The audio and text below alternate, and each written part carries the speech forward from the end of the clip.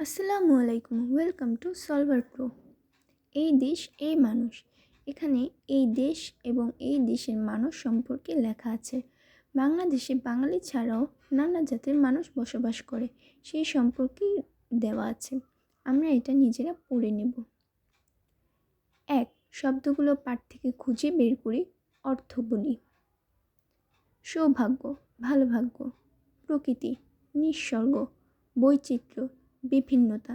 বেলাভূমি, সমুদ্রের তীরে বালুময় স্থান। প্রান্তর, মাঠ।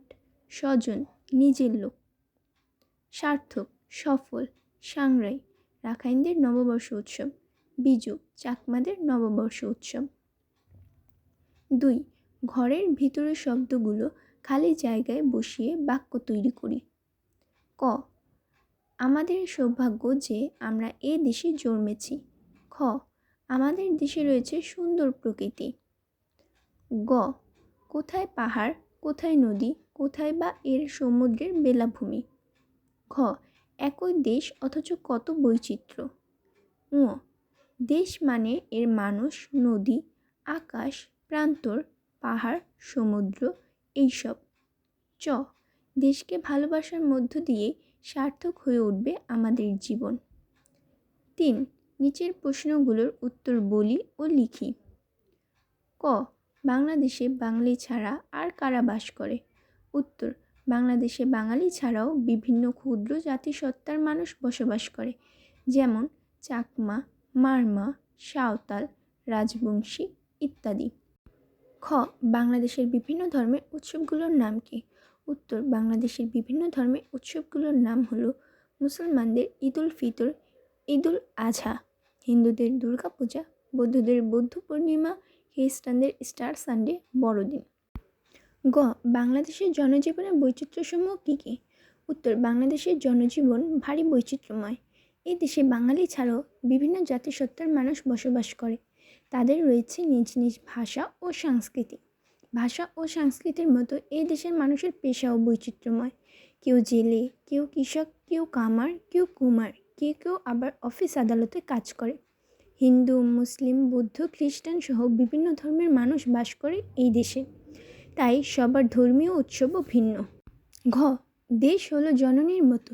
দেশকে জননীর সঙ্গে তুলনা করা হয়েছে কেন? উত্তর, মা যেমন স্নেহ, মমতা, ভালোবাসা দিয়ে আমাদের আগলে রাখেন, তেমনি দেশও তার মাটি, পানি, বায়ু, আলো, বাতাস, সম্পদ দিয়ে আমাদের বাঁচিয়ে রাখে। মায়ের মতোই আমাদের জীবনে দেশের গুরুত্ব রয়েছে। এই কারণে দেশকে জননীর সঙ্গে তুলনা করা হয়েছে। ও, জেলেদের পেশা কী? তারা যদি কাজ না করে তাহলে আমাদের কি হতে পারে? উত্তর, জেলেদের পেশা হলো মাছ ধরে বিক্রি করা।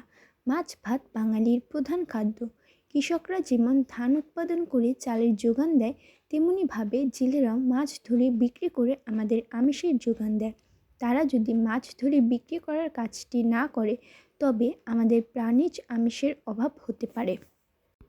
চ, ধর্ম যার যার, উৎসব যেন সবার। এই কথার দ্বারা কি বোঝানো হয়েছে? উত্তর, বাংলাদেশে নানা ধর্মের লোক বাস করে। হিন্দু, মুসলমান, বৌদ্ধ, খ্রিস্টান সবারই রয়েছে ভিন্ন ভিন্ন ধর্মের ধর্মীয় উৎসব। এছাড়াও রয়েছে পহেলা বৈশাখের নববর্ষ উৎসব, রাখাইনদের সাংরাই ও চাকমাদের বিজু উৎসব। এসব উৎসবে জাতি, ধর্ম, বর্ণ নির্বিশেষে এই দেশের সবাই আনন্দ উল্লাস করে। তাই বলা যায় ধর্ম যার যার, উৎসব যেন সবার। ছ, দেশকে কেন ভালোবাসতে হবে? উত্তর, বাংলাদেশ আমাদের মাতৃভূমি। জন্মের পর এই দেশের আলো বাতাস নিয়ে আমরা বেঁচে আছি।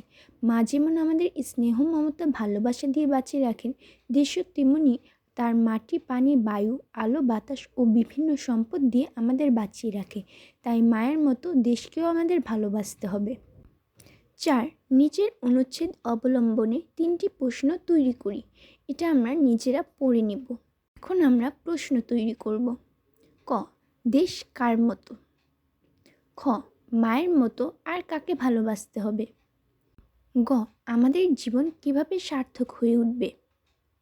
5, বিপরীত শব্দ জেনে নিই, খালি জায়গায় ঠিক শব্দ বসিয়ে বাক্য তৈরি করি। ক, আমাদের বাংলাদেশের বাইরেও অনেক বাঙালি আছে। খ, আমরা সবাই পরস্পরের বন্ধু। গ, দেশ হলো জননীর মতো। ঘ আমাদের সার্থকতা যে আমরা এদেশে জন্মেছি। 6 নিচের বাক্য কয়টি পড়ি, এগুলো আমরা নিজেরা পড়ে নিব। এবার নিচের বাক্য কয়টি থেকে 5 ধরনের পদ খুঁজে বের করি। বাড়ি বিশেষ্য পদ। ভারী বৈচিত্র্যময় বিশেষণ পদ। এই সর্বনাম পদ। ও অব্যয় পদ। যাওয়া ক্রিয়াপদ।